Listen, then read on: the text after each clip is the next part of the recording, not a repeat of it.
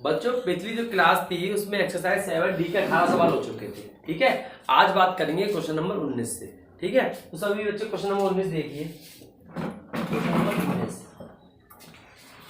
तो question number 19 है x, ये तो है cos qx स्क्वायर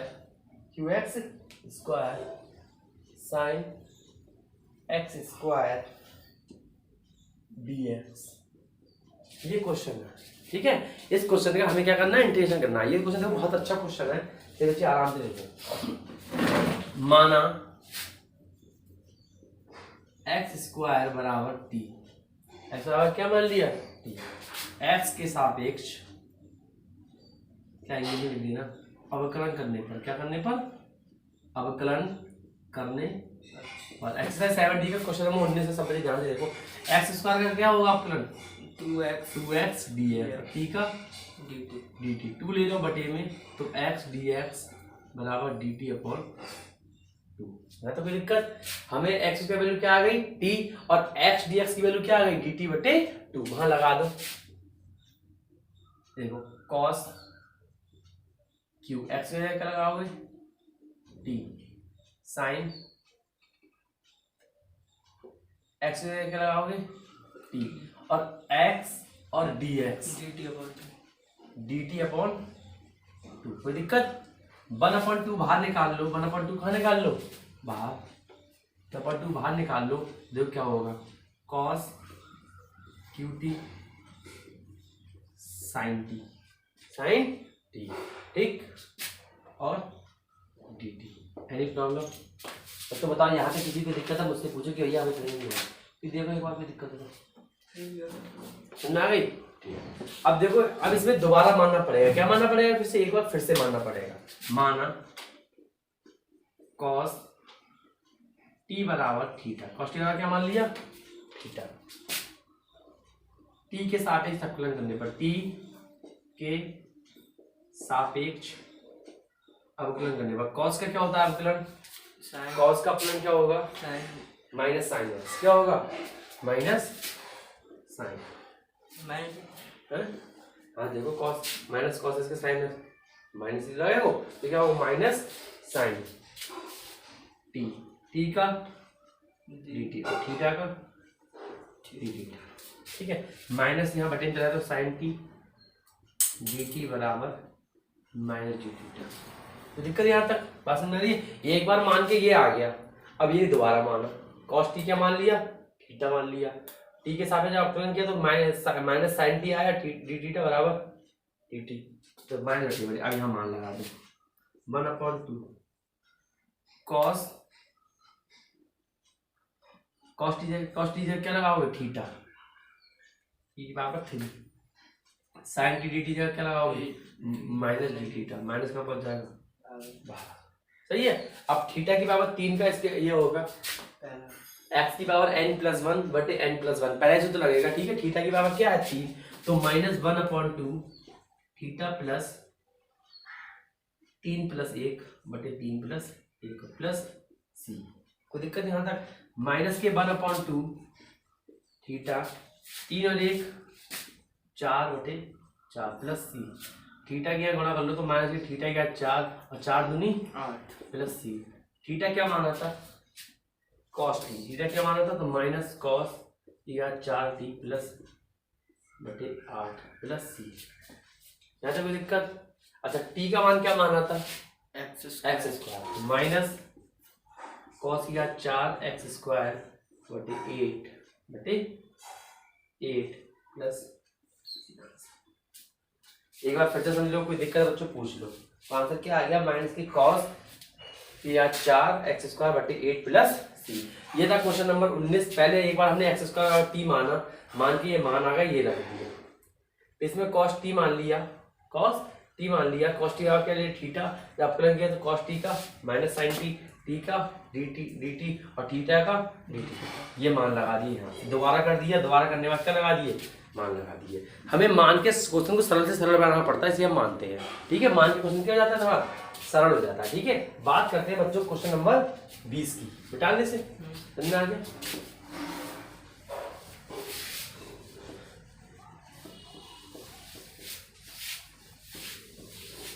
बच्चों क्वेश्चन नंबर 20 देखिए। क्वेश्चन नंबर 20 है e की power 5 log x minus e की घात 4 log x बटे e की power 3 log x minus e की पावर 2 log x और dx। बच्चों क्वेश्चन नंबर 20 है ये एक्सरसाइज 7D का। एक्सरसाइज 7D का क्वेश्चन नंबर 20। देखो कैसे करेंगे बच्चों। एक सूत्र हमेशा याद रख लेना, अपकलन में होता है चूंकि, यहाँ लिखना चूंकि e की पावर log x बराबर x। अगर e की पावर में log होगा, e की पावर क्या होगा log, तो log अगर यहाँ x है तो यहाँ x आएगा, यहाँ y तो y, log 5 तो यहाँ 5, e की पावर log 5 बराबर 5, e की पावर log y बराबर y, e की पावर log z बराबर z। जो log के वो सापेक्ष होगा वो यहाँ मान आता है, तो e की पावर log x का मान हमेशा क्या आएगा x। ये बात समझ में आ गई। तो बच्चों मान लगा दो, यहाँ लिख देना चूंकि e की पावर log x बराबर x। देखो यहाँ देखो e की पावर log x का मान क्या लगा दोगे, x की पावर कितनी है 5 माइनस e की पावर log x का लगा दोगे x पावर क्या है 4 बटे e की पावर log x का लगा दोगे x3 माइनस e की पावर log x का लगा दोगे। ऊपर से क्या कॉमन है बच्चों, पता है ऊपर से क्या कॉमन है x4, ऊपर से क्या कॉमन है, यहाँ क्या बचेगा x माइनस 1। अच्छा नीचे से क्या कॉमन है x स्क्वायर, यहाँ क्या बचेगा x माइनस 1 और dx या कैंसिल कर देंगे।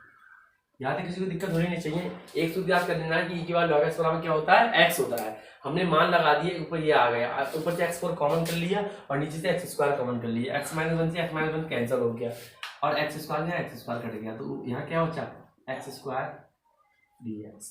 x स्क्वायर का समाकलन क्या होगा, x की पावर 2 + 1 और 2 + 1 प्लस c, x 2 और 1 3 और 3 + 3। x एक मान लगा, तो इसमें मान तो माना नहीं है, ठीक है। जहाँ मान लगा दो तो ये आंसर हो गया, मान लगा दो मान लगा दो, ये दे रहा है आंसर, चेक कर लेना। हो सकता है आंसर यहाँ ऐसे अगर वाला मान लगा रहे हो e की पावर, तो अगर आंसर ये दे रहा हो तो ये भी लगा सकते हो, log x 3 log x बटे 3, ये भी दे सकते हो। ऐसे वो मान लगा रहा है, ये दोनों आंसर सही हैं आपके, ये भी सही है और ये भी सही है। जो आंसर दे रहा है वो देख लें। ये था क्वेश्चन नंबर 20 एक्सरसाइज 7D का। बच्चों बात करते हैं क्वेश्चन नंबर 21 के। क्वेश्चन नंबर 21 देखिए, मैं करा दे रहे हैं 21 क्वेश्चन क्या है देखो।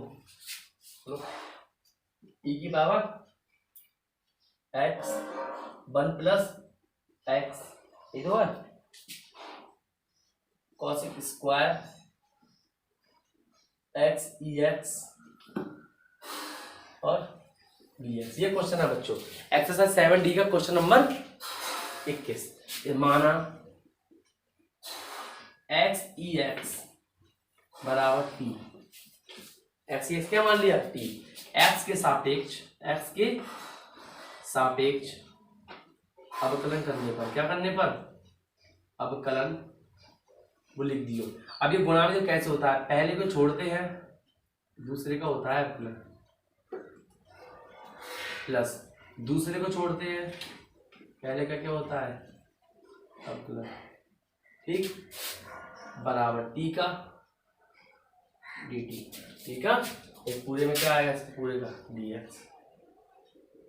देखो x e की पावर x का e की पावर x होगा, सही है, e की पावर x प्लस e की पावर x का 1 और पूरे का dx और t का dt। कोई दिक्कत यहाँ तक, ठीक है बच्चों। जब ये गुणा में होता है अपना ऐसे होता है, आपने अपना चैप्टर में पढ़ा होगा, ठीक है, ना पढ़ा हो तो अपना चैप्टर जब पढ़ाऊंगा तो पढ़ लेना। गुणा में जब होता है तो पहला छोड़ते हैं दूसरे का अपकलन होता है, दूसरा छोड़ते हैं पहले का अपकलन होता है, ठीक है। तो बच्चे ये आगे इसमें कॉमन क्या है दोनों में, e की पावर x, अंदर क्या बचेगा x + 1 और dx बराबर dt। क्लियर बात हो गई। अब देखो e की पावर x + 1 और dx की वैल्यू क्या आ गई dt, इसमें लगा दो। देखो cosec स्क्वायर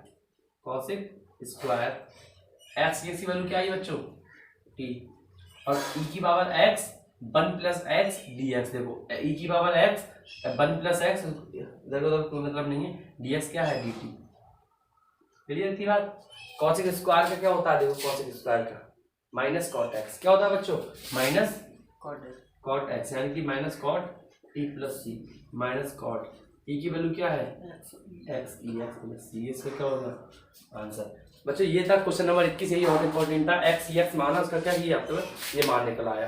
मतलब आपको एक ऐसा मान मानना है कि डी एक्स के सापेक्ष सबकी वैल्यू निकल के आ जाए, तो कितना सरल बन गया। ठीक है, समझ में आ गया बच्चों। आगे बात करते हैं मतलब क्वेश्चन नंबर 22 का। क्वेश्चन नंबर 22 देखिए, इसे डाल लें। तो क्वेश्चन नंबर 22 देखिए,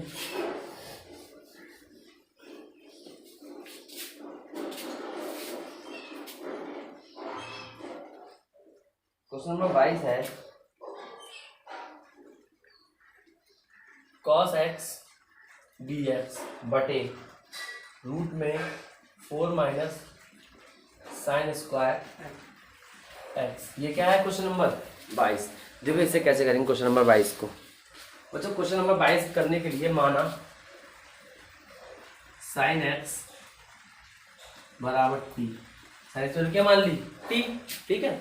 अब एक्स के सापेक्ष अवकलन करने पर दोनों हो, ठीक है। साइन एक्स का क्या होता है cos x dx बराबर dt, साइन एक्स का देखो यहाँ साइन एक्स का cos x उल्टा होता है, ठीक है, याद रखना। तो मान लगा दे cos x dx की वैल्यू क्या लगेगी dt अपॉन 4 को क्या तोड़ोगे 2 का स्क्वायर माइनस साइन एक्स क्या लगाओगे t का स्क्वायर, देखो dt upon a square minus b square, देखो ये देखो dx upon a square minus x square क्या होता है साइन इनवर्स, क्या होता है बच्चों साइन इनवर्स। कौन सा वाला है 22 में आना साइन इनवर्स x अपॉन ए, x क्या है बता t अपॉन ए क्या है 2 प्लस सी, तो दिक्कत साइन इनवर्स t की वैल्यू क्या है साइन एक्स बटे प्लस ये इसका क्या होगा आंसर। बात समझ में आ गई बच्चों, ये था क्वेश्चन नंबर 22। कुछ नहीं किया, साइन एक्स का मान क्या माना टी, एक्स के सापेक्ष क्या किया अवकलन, तो cos x dx की वैल्यू क्या आ गई dt, वो वहां जाकर आए, सिंपल हो गया बिल्कुल, ये वाला फार्मूला लग गया इसमें, ठीक है ना, समझ में आ गया। ये था क्वेश्चन नंबर 22 एक्सरसाइज 7D का। बच्चों बात करते हैं क्वेश्चन नंबर 23 की। क्वेश्चन नंबर 23 इसे निकाल ले।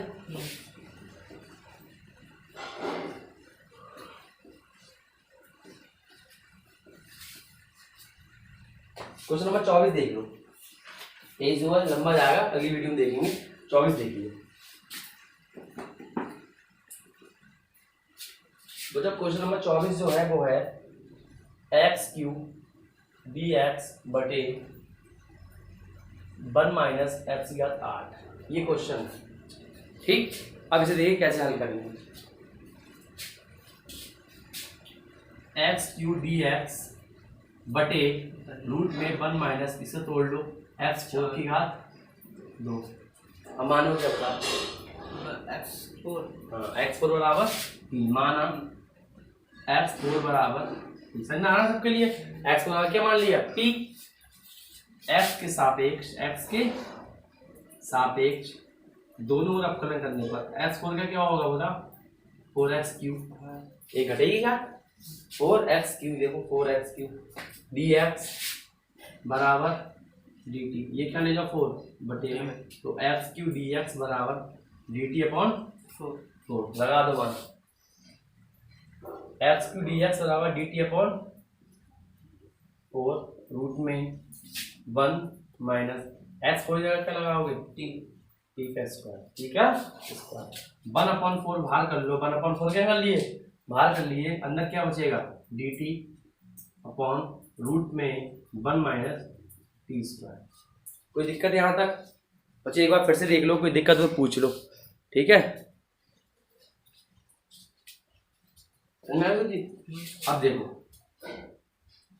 1 अपॉन 4 dt अपॉन रूट में 1 minus x square, 1 minus x square क्या होता है साइन इनवर्स एक्स, एक्स क्या है टी साइन इनवर्स, ठीक है क्लियर। अब देखो 1 अपॉन 4 साइन इनवर्स टी की वैल्यू क्या मानी थी x4 प्लस ये इसका क्या होगा बच्चा। ये था क्वेश्चन नंबर 24। 23 में रह गया है, 23 में हो जाएगा, 5 मिनट रहेगा। ठीक है, 23 में करा लेते हैं इसमें। ठीक है, ये एक्सरसाइज खत्म हो जाएगी। ये था क्वेश्चन नंबर 24। अब देखिए क्वेश्चन नंबर 23। 23 अभी छुड़वाया था, सोचा अगली वीडियो में कराएंगे, लेकिन इसी में करा दे रहे हैं। ठीक है, निकाल देते तो समझ में आ गया ना बच्चों। अब देखिए question number 23। Question number 23, question number 23 देखो तो बच्चों, बहुत इंपॉर्टेंट क्वेश्चन है।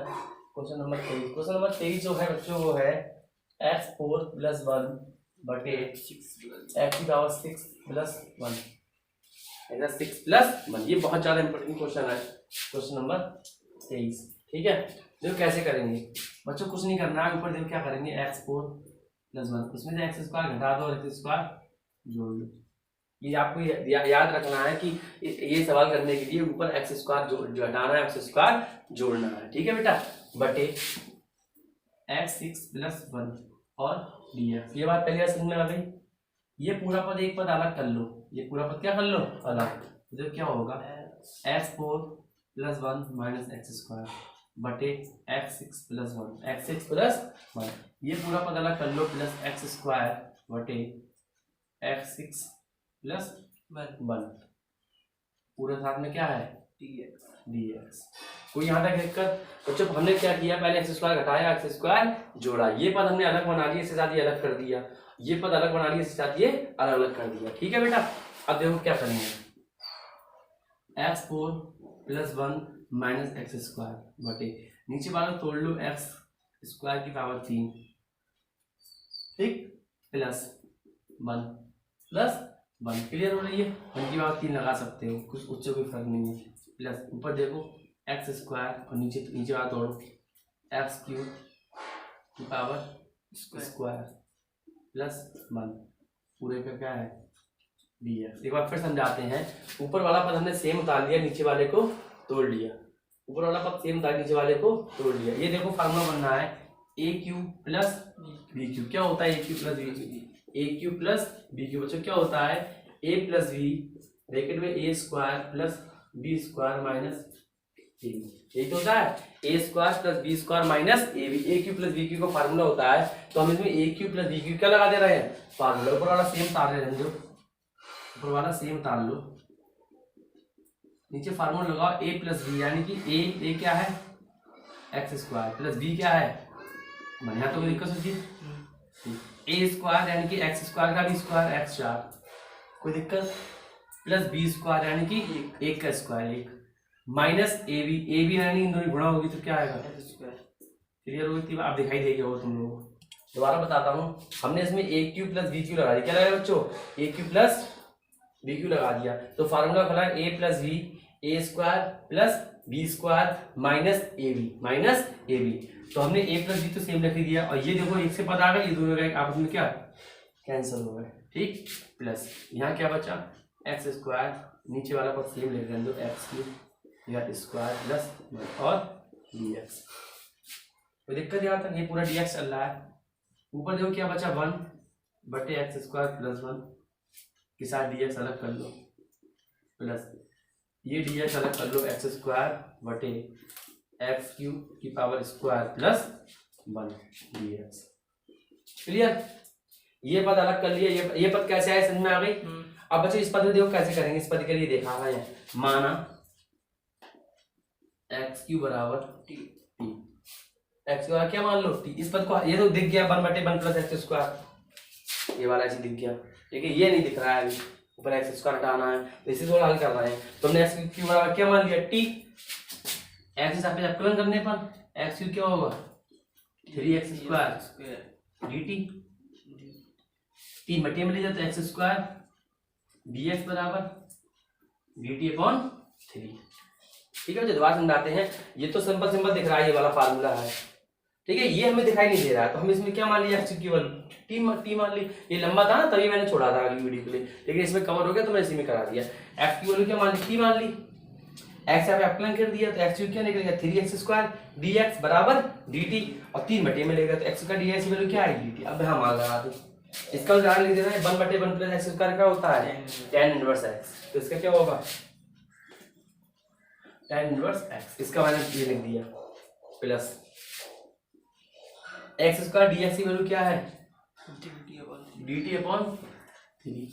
ये देखो x की वैल्यू क्या है t, तो t square plus 1 tan inverse plus c कर दीजिए, प्लस c आएगा आगे कर देंगे tan इनवर्स x प्लस 1/3 का निकाल लो बाहर, अंदर क्या बचेगा dt बोलो upon t square plus 1 tan inverse x plus 1/3। इसका क्या होगा देखो, इसके में ये फार्मूला लग जाएगा। अरे एक्स स्क्वायर चाहे पहले हो चाहे बाद में, उससे क्यों फर्क नहीं पड़ा। यहाँ एक्स स्क्वायर क्या है टी स्क्वायर, ठीक है, ये क्या है टी स्क्वायर बच्चों, तो डी टी अपन टी स्क्वायर प्लस 1 क्या होता है tan इनवर्स एक्स, क्या होता है तो tan इनवर्स टी आएगा, क्योंकि यहाँ टी है तो टी आएगा प्लस 1, यहाँ तक प्लस 1 क्यों आएगा tan इनवर्स टी आएगा प्लस सी आएगा।